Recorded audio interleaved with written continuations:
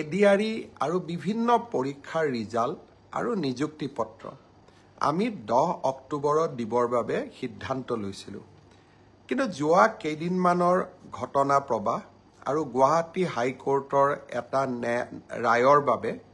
আমি অকণমান থমকি ৰ'বলগীয়া হৈছে। মই আপোনালোকক আজি কোন পৰীক্ষাৰ কোনদিনাখন আমি ৰিজাল্ট এনাউন্স কৰিম সেই বিষয়ে মই আপোনালোকক স্পষ্টকৈ ক'ম, যাতে আপোনালোকৰ মনত কোনো সন্দেহ নাথাকে। পোনপ্ৰথমে মই আপোনালোকক জনাব খুজিছোঁ যে আমাৰ এডিআৰই পৰীক্ষাৰ যি গ্ৰেড 3 আছিলে, অৰ্থাৎ তৃতীয় বৰ্গৰ যি চাকৰি আছিলে, সেই চাকৰিৰ ফলাফল আমি 10 অক্টোবৰ তাৰিখে প্ৰকাশ কৰিম। এডিআৰইৰ চতুৰ্থ শ্ৰেণীৰ যি পৰীক্ষা আছিলে, প্ৰায়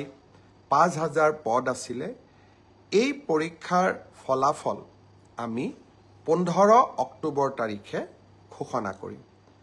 স্বাস্থ্য বিভাগৰ বিভিন্ন পৰীক্ষাৰ ফলাফল, নন টেকনিকেল, টেকনিকেল, স্বাস্থ্য বিভাগৰ আটাইবোৰ পৰীক্ষাৰ ফলাফল আমি 12 অক্টোবৰ তাৰিখৰ আগতে ঘোষণা কৰিম। এলিমেণ্টাৰী প্ৰাথমিক বিদ্যালয়ৰ শিক্ষকৰ নিযুক্তিৰ বাবে আমি যি পৰীক্ষা বা আমি যিটো নিযুক্তিৰ প্ৰক্ৰিয়া আৰম্ভ কৰিছোঁ, সেই পৰীক্ষাৰ ফলাফল আমি 15 পৰা 20 অক্টোবৰৰ ভিতৰত প্ৰকাশ কৰিম। তাৰ কাৰণ প্ৰাথমিক বিদ্যালয়ৰ শিক্ষক শিক্ষয়িত্ৰীৰ পৰীক্ষাৰ ফলাফল ঘোষণা কৰাৰ আগতে আমি গ্ৰেজুৱেট টিচাৰ আৰু পোষ্ট গ্ৰেজুৱেট টিচাৰৰ ৰিজাল্ট ঘোষণা কৰিব খুজিছোঁ, যাতে অভাৰলেপিং নহয়, অৰ্থাৎ প্ৰাথমিক বিদ্যালয়ৰ শিক্ষকৰ পদ নিৰ্বাচিত গ্ৰেজুৱেট টিচাৰ বা পোষ্ট গ্ৰেজুৱেট টিচাৰসকলে দখল কৰিব নোৱাৰে আৰু আমাৰ যুৱক যুৱতীসকল যাতে বঞ্চিত নহয়। গ্ৰেজুৱেট টিচাৰ আৰু পোষ্ট গ্ৰেজুৱেট টিচাৰৰ পৰীক্ষাৰ ফলাফল আমি 15 অক্টোবৰ তাৰিখে ঘোষণা কৰিম। অৰ্থাৎ এই গোটেই পৰীক্ষাৰ ফলাফলসমূহ আমি 20 অক্টোবৰ তাৰিখৰ আগতে আমি ঘোষণা কৰিবলৈ সক্ষম হ'ম। আপোনালোকে এতিয়া সুধিব যে পুলিচৰ পৰীক্ষাৰ ফলাফল আমি কেতিয়া দিম?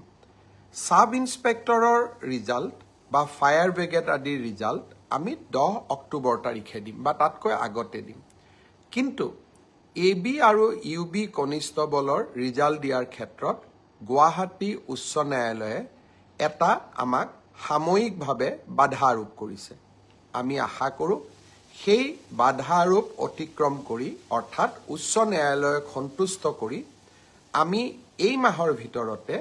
পুলিচৰো AB আৰু UB কনিষ্টবলৰ ৰিজাল্ট ঘোষণা কৰিব পাৰিম। এই গোটেই ৰিজাল্টৰ ফলাফলৰ লিষ্টখন দেখিলে আপোনালোকে ইতিমধ্যে গম পাইছে যে আমি 20 অক্টোবৰলৈকে যাবলগীয়া হৈছে। কিন্তু মই প্ৰতিশ্ৰুতি দিছিলোঁ যে অক্টোবৰ মাহৰ ভিতৰতে 10 অক্টোবৰত আপোনালোকক নিযুক্তি পত্ৰ দিম। 10 অক্টোবৰত মই নোৱাৰিলেও অন্তত 25-26 অক্টোবৰৰ ভিতৰত আপোনালোকৰ হাতত মই নিযুক্তি পত্ৰ তুলি দিম। কাৰণ পৰীক্ষাৰ ফলাফল ঘোষণা কৰাৰ পিছতো আমি বিভাগলৈকে কাক কোন বিভাগত দিম ৰেণ্ডমাইজেশ্যন কৰিব লাগে, আৰু তাৰ পিছত বিভাগসমূহেও আপোনালোকৰ পোষ্টিং অৰ্ডাৰ উলিয়াব লাগে। সেইকাৰণে অক্টোবৰ মাহৰ ভিতৰতে আপোনালোকৰ নিযুক্তি হ'ব, কিন্তু কেইটামান দিন আপোনালোকে অপেক্ষা কৰিব লাগিব। ইয়াৰ কাৰণো আপোনালোকে জানে, যোৱা কেইবাটাও দিন ধৰি আমি কোনেও কাম কৰিব পৰা নাই। জুবিনৰ মৃত্যু বা জুবিনৰ দুৰ্ঘটনাৰ পিছত বা বহুতে কোৱাৰ দৰে হত্যাৰ পিছত যি ধৰণে আমি নকওঁ কিয়, আমাৰ মনবোৰ বিষাদেৰে ভৰি পৰি আছিল, কাম কৰিব পৰা কোনেও নাছিল। কিন্তু আমি যিহেতু আগুৱাই যাবই লাগিব, সেইবাবে মই আজি আপোনালোকক নিশ্চিতভাৱে কোন পৰীক্ষাৰ কেতিয়া ফলাফল ঘোষণা কৰিব তাক মই জনালোঁ, আৰু আপোনালোকে যাতে নৱেম্বৰ মাহতে চাকৰিত যোগদান কৰিব পাৰে তাৰো আমি নিশ্চিতভাৱে ব্যৱস্থা ল'ম। বন্ধু বান্ধৱীসকল, শ্ৰদ্ধাৰ ৰাইজ, আৰু কেইটামান কথা মই আপোনালোকক ক'ব খুজিছোঁ। অৰুণোদয়ৰ জৰিয়তে আমি অসমৰ 30 লাখ পৰিয়ালক মাহত 1250 টকাকৈ আগবঢ়াওঁ। যোৱা 17 ছেপ্টেম্বৰ তাৰিখৰ পৰা আমি অৰুণোদয় তৃতীয় সংস্কৰণ আৰম্ভ কৰিব বিচাৰিছিলোঁ। তাৰ পিছত আমি 25 তাৰিখৰ দিনটো ধাৰ্য কৰিছিলোঁ, কিন্তু অসমত চলি থকা ঘটনা প্ৰবাহৰ বাবে এই আঁচনিখনো আমি নিৰ্দিষ্ট দিনত দিব নোৱাৰিলোঁ। অহা 7 অক্টোবৰ তাৰিখে আমি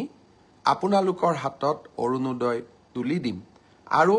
আমি সকলো প্ৰচেষ্টা ইতিমধ্যে সম্পূৰ্ণ কৰিছোঁ।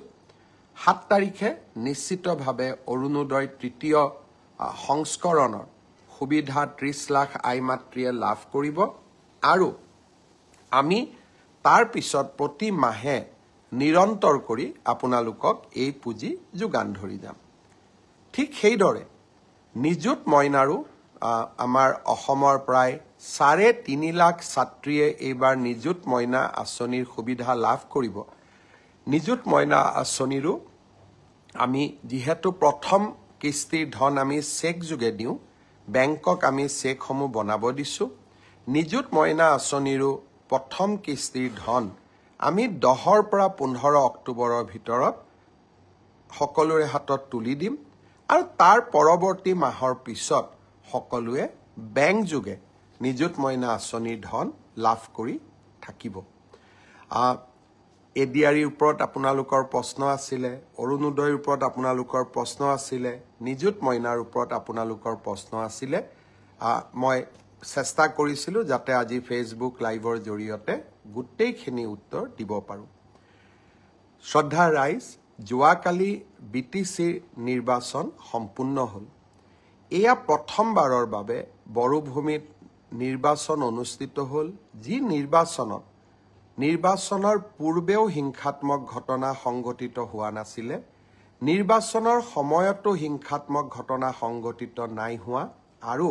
নিৰ্বাচনৰ ফলাফল দিয়াৰ পিছতো সকলো পক্ষই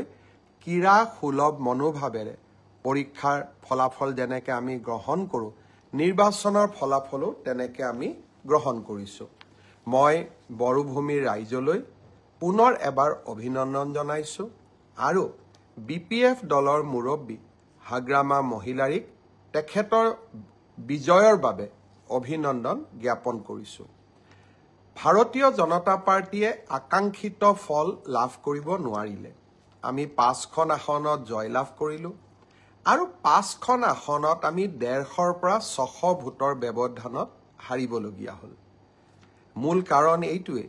যে যিদিনাখনে আমি জুবিন গাৰ্গৰ মৃত্যুৰ বাতৰি পালোঁ, আমি গোটেইবিলাকে নিৰ্বাচনৰ ৰণক্ষেত্ৰৰ পৰা আঁতৰি আহিলোঁ আৰু জুবিনৰ শৱদেহ পাৰ্থিৱ শৰীৰ গুৱাহাটীলৈ উভতাই অনা,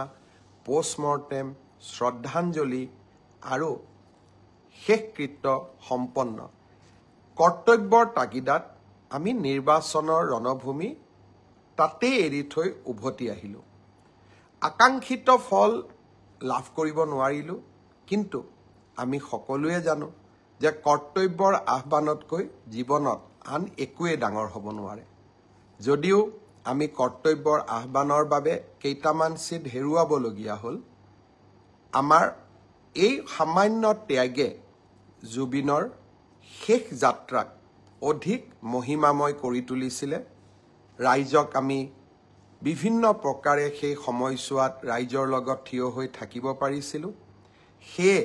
4-5টা চিটত আমি অত্যন্ত কম ভোটত হাৰিলেও আমি তাক পৰাজয় বুলি ভবা নাই। বড়োভূমিৰ ৰাইজলৈ আৰু ভাৰতীয় জনতা পাৰ্টীক ভোট দিয়া প্ৰতিগৰাকী ৰাইজলৈ মই মোৰ অজস্ৰ কৃতজ্ঞতা জ্ঞাপন কৰিছোঁ। আপোনালোকক মই প্ৰতিশ্ৰুতি দিছিলোঁ যে আমি আপোনালোকক অৰুণোদয় আঁচনিৰ হিতাধিকাৰী তালিকা চূড়ান্ত কৰিম, মহিলা উদ্যমিতা আমি আপোনালোকক প্ৰদান কৰিম, কেইবাখনো নদীৰ ওপৰত দলং বনোৱাৰ প্ৰস্তাৱ, এই গোটেইবোৰ কথা নিৰ্বাচনত পৰাজিত হ'লেও বা আকাংক্ষিত ফল নাপালেও আমি আপোনালোকৰ কাৰণে কৰিবৰ বাবে চেষ্টা কৰিম। পুনৰ এবাৰ আপোনালোকক বহুত বহুত ধন্যবাদ জনাইছোঁ। জুবিনৰ বিষয়ে আহিব খুজিছোঁ। বহু সময়ত ব্যক্তিগত কথা কোৱা উচিত নহয় আৰু ব্যক্তিগত কথা কোৱাৰ পৰিৱেশো নাথাকে। যোৱা 6টামান বছৰ আগতে এদিন মই কৈছিলোঁ যে জুবিনক বিপথে পৰিচালিত কৰাত তেওঁৰ আশে-পাশে লাগি থকা মানুহখিনি জড়িত হৈ আছে।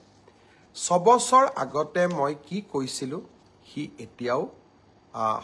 সংবাদ মাধ্যমত বৰ্তমান সামাজিক মাধ্যমতো তাৰ উপস্থিতি আছে। সেয়েহে মোৰ গোটেই ঘটনাৰ সম্পৰ্কত মোৰ মতামত বা স্পষ্ট ভাৱ আজি নহয় 6 বছৰ আগতে মই ৰাইজৰ ওচৰত বা ৰাইজক মই জনাইছিলোঁ। জুবিন আমাৰ জাতীয় সম্পদ। জ্যোতিপ্ৰসাদ আগৰৱালা, বিষ্ণুপ্ৰসাদ ৰাভা আৰু ভূপেন হাজৰিকাৰ সমকক্ষ বুলি জুবিন গাৰ্গক অভিহিত কৰি মই জুবিনৰ সন্মুখত দিয়া এটি ভাষণো সামাজিক মাধ্যমত উপলব্ধ হৈ আছে। জুবিনৰ প্ৰতি মোৰ এক ব্যক্তিগত অভূতপূৰ্ব কৃতজ্ঞতাও আছিলে। মোৰ দেউতা প্ৰয়াত কৈলাশনাথ শৰ্মাৰ গীতৰ সংকলন জুবিনে অতি মৰমেৰে ৰুণজুন নামৰ কেছেটটোৰ জৰিয়তে বাণীবদ্ধ আৰু ভিডিঅ' কৰি মোক উপহাৰ দিছিলে। আৰু সেই গানকেইটাই যথেষ্ট সমাদৰ লাভ কৰিছিল। এজন পুত্ৰ হিচাপে তাতকৈ গৌৰৱৰ কথা একোৱেই নাছিল। আৰু সেয়েহে জুবিনে য'তেই যেনেকৈ ক'ৰবাত আমি যদি কেতিয়াবা জুবিনৰ যাত্ৰাৰ সংগী হ'বলৈ সুবিধা পাইছিলোঁ, তাক কেতিয়াও মই হাতৰ পৰা ওলাই যাব দিয়া নাছিলোঁ। আজি ক'ভিডৰ সময়ত মুম্বাইৰ পৰা জুবিনক উভতাই অনা,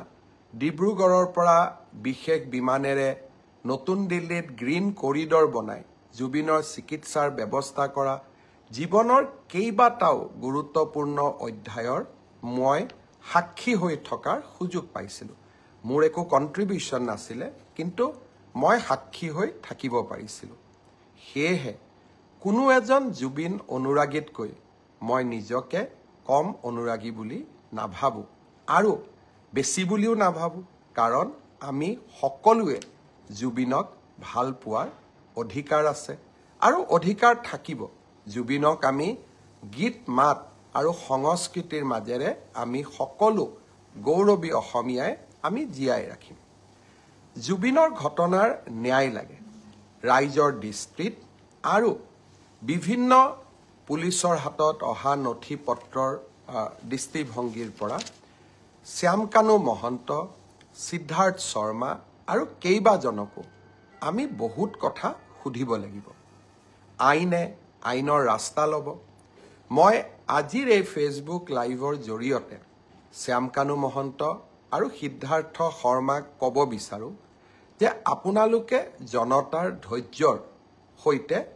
খেলিবৰ বাবে চেষ্টা নকৰিব। 6 অক্টোবৰ তাৰিখে আমি আপোনালোকক অসমত বিচাৰিছোঁ। পূজাৰ কেইটামান দিনৰ বাবে আমি আপোনালোকক বিচৰা নাই যে দশমীলৈকে আপোনালোক আহক। দশমীৰ পিছতে 6 অক্টোবৰত আমি আপোনালোকক CIDৰ কাৰ্যালয়ত বিচাৰিছোঁ। আৰু আপোনালোকে ফেচবুক লাইভ কৰি বা একোখন পত্ৰ লিখি জনতা আৰু আইনৰ পৰা হাৰিব আপোনালোকে নোৱাৰিব। আপোনালোকে যদি সঁচাকৈ আপোনালোক নিৰ্দোষী, সাহসেৰে আহক, CIDৰ কাৰ্যালয়লৈ আহক, আপোনালোকে নিজৰ কথা কওক। আৰু যদি আপোনালোকে কথা ক'ব CIDক নোখোজে, আদালতৰ ওচৰত গৈ কওক। কিন্তু ৰাইজৰ ক্ষোভৰ সৈতে, যি ক্ষোভ এতিয়া অগণিত পৰিণত হৈছে, ক্ষোভৰ সৈতে আপোনালোকে খেলা নকৰিব। মই অসমৰ মুখ্যমন্ত্ৰী হিচাপে আপোনালোকক স্পষ্ট সকিয়নি দিব খুজিছোঁ যে অহা 6 অক্টোবৰৰ তাৰিখৰ দিনা আপোনালোকে নিশ্চিতভাৱে গুৱাহাটীলৈ আহি আপোনালোকে আপোনালোকৰ মন্তব্য, আপোনালোকৰ বক্তব্য আগবঢ়াওক। আইনে আইনৰ মাজেৰে গতি কৰিব। আৰু এটা কথা মই সকলোকে স্পষ্ট কৰি দিব খুজিছোঁ, ক'ভিডৰ সময়তো মই অসমবাসী জনসাধাৰণক এৰা নাছিলোঁ। বানপানীৰ সময়তো মই অসমবাসী জনগণক এৰা নাছিলোঁ। আৰু জীৱনত এটা দিন আহিছিল যে PPE কিট পিন্ধিও ক'ভিডৰ ICUৰ ভিতৰত গৈ জনতাক সেৱা কৰাৰ চেষ্টা কৰিছিলোঁ। আৰু আজি যেতিয়া অসমৰ জনতাই জুবিনক ন্যায় দিয়াৰ বাবে আন্দোলন কৰিছে তাৰ পৰা মই পৃথক নহয় আৰু সেই কাম মই কৰিবই লাগিব আৰু সেই কাৰণে মই আজি পুনৰ এবাৰ প্ৰতিশ্ৰুতি দিছো যে জুবিনৰ ঘটনাৰ সৈতে জড়িত সকলো কেইগৰাকী ব্যক্তিক আইনৰ সন্মুখলৈ অনাৰ দায়িত্ব অসমৰ মুখ্যমন্ত্ৰী হিচাপে মোৰ আৰু সেই দায়িত্ব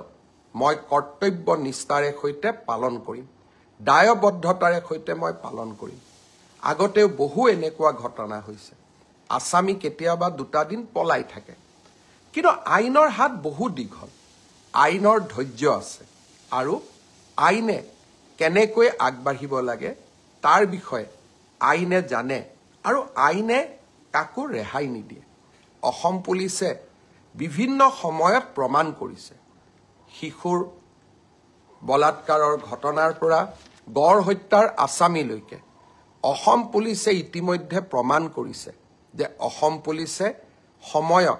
কিমান শক্তিশালী ভূমিকা ল'ব পাৰে আৰু সেই কাৰণে কাৰোবাৰ মনত অকণমানো ধাৰণা থাকিব নালাগে যে এইখন চৰকাৰে জুবিনক ন্যায় দিয়াৰ প্ৰচেষ্টা নকৰিব এইখন চৰকাৰে শ্যাম কানু মহন্ত সিদ্ধাৰ্থ শৰ্মাৰ দৰে ব্যক্তিৰ ওচৰত শিৰ নত কৰিব এইখন চৰকাৰে অসমৰ ৰাইজৰ ওচৰত শিৰ নত কৰিব সিদ্ধাৰ্থ শৰ্মা আৰু শ্যাম কানু মহন্তৰ ওচৰত শিৰ নত নকৰে আৰু সেইবাবে মই সিদ্ধাৰ্থ শৰ্মা আৰু শ্যাম কানু মহন্তক কম যে ঘটনা প্ৰবাহ বহু দূৰলৈ যাব নিদিব আইনৰ কোনোবাই যদি ভাবিব পাৰে যে আমি আদালতত যাম এন্টিচিপেটৰী বেইল ল'ম ইণ্টাৰিম বেইল ল'ম এই প্ৰচেষ্টাবিলাক কৰা উচিত নহয় কাৰণ জুবিন এগৰাকী জাতীয় সম্পদ জুবিনৰ হত্যাৰ প্ৰতিটো মুহূৰ্তৰ ঘটনা তন্ন তন্ন কৰি ৰাইজৰ আগত আপোনালোকে ক'ব লাগিব আৰু মই ভাবো এই কাম আপোনালোকে কৰিব আৰু আপোনালোকক কোনো ক্ষেত্ৰতে আইনৰ বাহিৰত গৈ শাস্তি দিয়া নহয় আইনে আপোনালোকক দোষী হলে শাস্তি দিব দোষী নহলে আপোনালোকক নিৰ্দোষী বুলি ক'ব কিন্তু আইনৰ পৰা দূৰত থাকিলে আপোনালোকে কেতিয়াও নাভাবিব যে চৰকাৰ মনে মনে থাকিব আৰু চৰকাৰে ব্যৱস্থা নলব মই আৰু কেইটামান মনৰ কথা ক'ব খুজিছো এইখন জুবিনৰ অসম এইখন আমাৰ জননী আৰু জন্মভূমি এইখন অসমত আমি যিকোনো কাৰণতে এইখন অসমক আমি নেপাল কৰিব নোৱাৰো কেইটামান দিনৰ পৰা সামাজিক মাধ্যমত নেপালৰ উদাহৰণ দিয়া হৈছে আমি অসমত লাচিতৰ উদাহৰণ দিম আমি অসমত আমি মহাৰাজ পিথুৰ উদাহৰণ দিম আমি ভগদত্তৰ উদাহৰণ দিম আমি ভূপেন হাজৰিকাৰ উদাহৰণ দিম আমি জুবিন গাৰ্গৰ উদাহৰণ দিম আমি নেপালৰ উদাহৰণে অসম নচলাম আজি এটাই মই কথা ক'ব খোজো এটাও যদি অসমৰ সম্পত্তিক আজি আমি হানি কৰোঁ আটাইতকৈ দুখ জুবিন গাৰ্গে পাব কাৰণ এইখন জুবিনৰ অসম আমাৰ সকলোৰে জননী আৰু জন্মভূমি আজি কেইগৰাকীমান ব্যক্তিয়ে জুবিনৰ ন্যায় বিচাৰি ৰাস্তাত আন্দোলন কৰিছে পুলিচে তেওঁলোকক গ্ৰেপ্তাৰ কৰিছে আৰু মানুহে সুধিছে তেওঁলোকক কিয় গ্ৰেপ্তাৰ কৰা হ'ল এজন ব্যক্তিৰ নাম অজয় ফুকন জুবিন গাৰ্গে নিজে এই ব্যক্তিজনৰ বিষয়ে কৈ যোৱা কথাকেইটা আপোনালোকে শুনিব জুবিনে জীৱন কালত কৈ গৈছিল যে এই ব্যক্তিজনৰ জৰিয়তে মোৰ লগত কোনেও সম্পৰ্ক নকৰিব মই জুবিনে দিয়া টুইটটো মই পঢ়ি দিব খোজা নাই জুবিনৰ ভিডিঅ'টো সামাজিক মাধ্যমত উপলব্ধ থাকিব আৰু এইগৰাকী ব্যক্তিয়ে কংগ্ৰেছ দলৰ যোৱা চাবুৱা বিধানসভা সমষ্টিৰ প্ৰাৰ্থী আছিল আনজন ন্যায় বিচৰা ব্যক্তি হ'ল ভিক্টৰ দাস এগৰাকী সহজ সৰল ছোৱালী কেনেকৈ গুৰুল কৰি এই ব্যক্তিজনে পিটিছিলে তাৰ প্ৰতিচ্ছবি এতিয়াও আমাৰ সন্মুখত পৰা আঁতৰি যোৱা নাই যিদিনাখন এই ব্যক্তিজনে ছোৱালীজনীক গুৰুল কৰি মাৰিছিলে মই ভাবো সিদিনাখন জুবিনেও কান্দিছিলে আৰু জুবিনেও এই ব্যক্তিজনৰ বিৰুদ্ধে ন্যায় বিচাৰিছিলে অসমবাসী ৰাইজক মই বিনম্ৰতাৰে সৈতে ক'ব খোজো জুবিনৰ নামত চৰকাৰ বিৰোধী ৰাজনীতি হ'ব নোৱাৰে জুবিনৰ নামত আমি অসমখনক নেপাল কৰিব দিব নোৱাৰো আৰু জুবিনৰ আত্মাক শান্তি দিবৰ বাবে আমি এই অসমখনক সুৱলা সুফলা কৰি আমি নিৰ্মাণ কৰিব লাগিব এইখন অসমক আমি ভাৰতৰ শ্ৰেষ্ঠতম ৰাজ্য কৰিব লাগিব সেইবাবে মই সকলোকে কৰজোৰে অনুৰোধ কৰোঁ নেপাল কৰাৰ প্ৰচেষ্টা নকৰিব কাৰণ ইয়ে জুবিনৰ আত্মাক আটাইতকৈ কষ্ট দিব আইনে তাৰ কি ব্যৱস্থা ল'ব পিছৰ কথা কিন্তু কোনোবাই যদি ভাবে যে হিংসাই কাৰোবাক ন্যায় দিব মই ভাবো সেয়া কেতিয়াও সম্ভৱ হ'ব নোৱাৰে আইনে ন্যায় দিব অসমৰ মুখ্যমন্ত্ৰী হিচাপে মই আপোনালোকক প্ৰতিশ্ৰুতি দিছোঁ শ্যাম কানু মহন্ত সিদ্ধাৰ্থ শৰ্মা শেখৰ গোস্বামী যোনেই নহওক কিয় আৰু দুই এজনৰ নাম মই লোৱা নাই আমি কেতিয়াও তেওঁলোকক বিচাৰ নোহোৱাকৈ তেওঁলোকক সহজে আমাৰ হাতৰ পৰা আমি যাব নিদিওঁ মাত্ৰ ৰাইজক মই অনুৰোধ কৰিম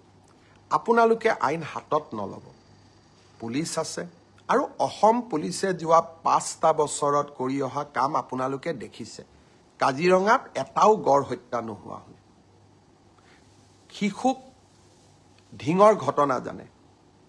আমি কাকো কেতিয়াও এৰি দিয়া নাই আৰু এতিয়াও মই প্ৰতিশ্ৰুতি দিছোঁ যে জুবিন গাৰ্গৰ প্ৰতিটো পল প্ৰতিটো ক্ষণৰ শেষ পল শেষ ক্ষণৰ হিচাপ আমি অসমবাসী ৰাইজে পাব লাগিব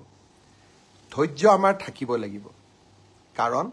যদি আমি ধৈৰ্য হেৰুৱাই পেলাওঁ তেতিয়াহ'লে আমি আমাৰ মানসিক সন্তুলনো হেৰুৱাই পেলাম আৰু তেতিয়া আমি আমাৰ আকাংক্ষিত লক্ষ্যত উপনীত হ'ব নোৱাৰোঁ শ্যাম কানু মহন্ত সিদ্ধাৰ্থ শৰ্মাৰ বিৰুদ্ধে আমি লুকআউট নটিচ ইস্যু কৰিছোঁ অৰ্থাৎ তেওঁলোক এতিয়া বিদেশলৈ পলাই যাব নোৱাৰে পোষ্টমৰ্টেম ৰিপৰ্ট ছিংগাপুৰৰ পৰা আনিবৰ বাবে আমি প্ৰচেষ্টা কৰিছোঁ গুৱাহাটী মেডিকেল কলেজৰ পোষ্টমৰ্টেম ৰিপৰ্ট ইতিমধ্যে প্ৰস্তুত হৈ উঠিছে দিল্লীৰ CFLলৈকে আমি তেওঁৰ ভিছেৰা চেম্পল পঠাইছোঁ যাতে তেওঁৰ শৰীৰত কোনোবাই বিষ প্ৰয়োগ কৰিছিল নেকি তাৰ বিষয়ে যাতে আমি জানিব পাৰোঁ শ্যাম কানু মহন্তৰ প্ৰত্যেকটো একাউণ্ট পেন কাৰ্ড তেওঁৰ ক্ৰেডিট কাৰ্ড আমি সকলো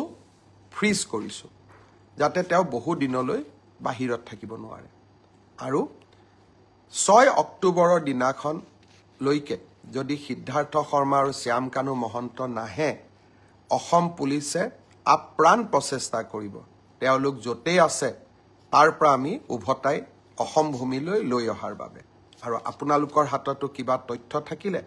আপোনালোকেও আমাক সহযোগিতা কৰিব জুবিন ৰাইজৰ সম্পদ জুবিনক ন্যায় দিয়াৰ দায়িত্ব প্ৰত্যেকগৰাকী অসমবাসী ৰাইজৰ কৰ্তব্য আমি কেইজনমানে এই দায়িত্ব মূৰত তুলি ল'ব নালাগে এই দায়িত্ব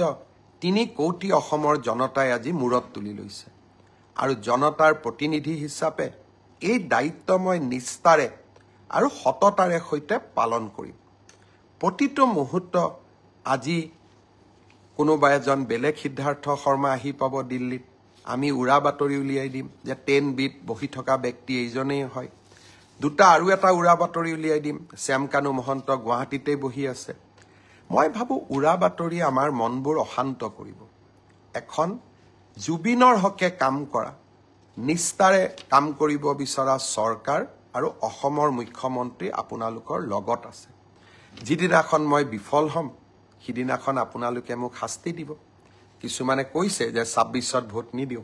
হি স্পষ্ট কথা আমি যদি জুবিনক ন্যায় দিব নোৱাৰো আমাক আপোনালোকে কিয় ভোট দিব নিদিয়াটো স্বাভাৱিক আৰু তাক আমি মানিও ল'ব লাগিব সেইবাবে ৰাইজক মই আকৌ এবাৰ আন্তৰিকতাৰে সৈতে জনাব খুজিছো যে মই মোৰ লক্ষ্যত অটল হৈ আছো আৰু এই লক্ষ্যত অটল হৈ থাকিয়ে মই কাম কৰি যাম আজিৰ পৰা 10-12 বছৰ আগতে শ্যাম কানু মহন্তৰ লগত কেতিয়াবা উঠা ফটো এখন সামাজিক মাধ্যমত দিব ঠিক তেনেকৈ অখিল গগৈও শ্যাম কানু মহন্তৰ লগত ফটো উঠিছিল কাৰণ আমি সামাজিক ব্যক্তি আজি ৰাতিপুৱাও 50-60 গৰাকী মানুহৰ লগত মই ফটো উঠি আহিছোঁ কোন কি মইতো নাজানো কিন্তু এজন সামাজিক ব্যক্তি হিচাপে জীৱনৰ বিভিন্ন মুহূৰ্তত বিভিন্ন সময়ত কাৰোবাক আমি লগ পাওঁ কিন্তু অপৰাধীক সহায় কৰা হি অসমৰ মুখ্যমন্ত্ৰীৰ দায়িত্ব হ'ব নোৱাৰে ব্যক্তিগত সম্পৰ্কৰ ওপৰত গৈ আমি জুবিনক ন্যায় দিবই লাগিব সমাজক আমি সন্তুষ্টি কৰিবই লাগিব আৰু এয়া মোৰ দায়িত্ব আৰু কৰ্তব্য মই মাত্ৰ এটাই অনুৰোধ কৰিম অসমক নেপাল বনাম বুলি নকব বহু কষ্ট কৰি আমি সকলোৱে এইখন অসমলৈ এটা নতুন গতি উভতাই আনিছোঁ সেমি কণ্ডাক্টৰৰ পৰা মাহেৰে বনোৱা ইথানল নামৰূপৰ সাৰ কাৰখানাৰ পৰা নুমলীগড়ৰ শোধানাগাৰ আৰু এইখন অসমত IIT, IIM, national forensic science university মোৰ অসম আজি বিকাশৰ অনন্য যাত্ৰালৈ আগবাঢ়ি গৈছে 1.5 লাখ যুৱক যুৱতীয়ে চৰকাৰী চাকৰি পাইছে এটকাকৈ ঘোষ নিদিয়াকৈ এইখন অসমক আমি নেপাল বনাম এইখন অসমক আমি লণ্ডভণ্ড কৰিম মোৰ মনে নামানে মোৰ প্ৰাণে নামানে অসমৰ যুৱ শক্তিয়ে এইখন অসমক আগুৱাই লৈ যাব এইখন জুবিনৰ অসম এইখন ভূপেন হাজৰিকাৰ অসম এইখন জ্যোতি বিষ্ণুৰ অসম আৰু এইখন অসমক আমি মহাশক্তি কৰিব লাগিব জুবিনৰ ঘটনাৰ নিৰপেক্ষ তদন্ত কৰিবৰ বাবে যোৱাকালি মই গুৱাহাটী উচ্চ ন্যায়ালয়ৰ মুখ্য ন্যায়াধীশক এখন চিঠি লিখিছোঁ যে এজন সিটিং জাজেৰে আপুনি এখন জুডিচিয়েল কমিশনো গঠন কৰি দিয়ক যদি পুলিচৰ তদন্তত কিবা ভুল থাকে জুডিচিয়েল কমিশনখনে যাতে আমাক তন্নকৈ চাই থাকিব পাৰে অৰ্থাৎ আমি ট্ৰান্সপাৰেন্সি আৰু স্বচ্ছতাৰ মাজেৰে এই তদন্তক আমি আগবঢ়াই লৈ যাব বিচাৰোঁ অসমৰ ৰাইজক মই আৰু এটা প্ৰতিশ্ৰুতি দি থৈছোঁ যিদিনাখনে আমি অনুভৱ কৰিম যে অসম পুলিচে জুবিনক ন্যায় দিব নোৱাৰে সিদিনাখনে এই গোচৰ আমি CBI লৈকে পঠাই দিম আজি ৰাতিপুৱা মই কেন্দ্ৰীয় গৃহমন্ত্ৰী ডাঙৰীয়াক জনাইছোঁ যে প্ৰয়োজন হ'লে এই গোচৰ মই CBI লৈকে পঠাম আশা কৰোঁ মোৰ ব্যক্তিগত অনুভূতি আৰু প্ৰতিবদ্ধতা আপোনালোকে সকলোৱে বুজি পাব আৰু সকলোৱে এই জটিল সময়ত আমাক সহযোগিতা কৰিব মোৰ জননী জন্মভূমি মোৰ অসম আৰু এইখন অসমক আমি কেতিয়াও নেপাল নকৰোঁ এইখন অসম সদায় বিকাশৰ গতিৰে আগবাঢ়িব আৰু যিসকলে অসমখনক নেপাল কৰিব খুজিব তেওঁলোকৰ লগত মোৰ ৰাস্তা নিমিলে আৰু তেওঁলোকক জীৱনৰ শেষ মুহূৰ্তলৈ আৰু জীৱনত এটোপা ৰক্ত থকালৈকে অসমক নেপাল কৰিব খোজা সকলৰ সৈতে সাহসেৰে মই থিয় দিম লাগিলে তেনে কৰিবলৈ যাওঁতে মই মৃত্যুকো সাৱটি ল'ম বহুত বহুত ধন্যবাদ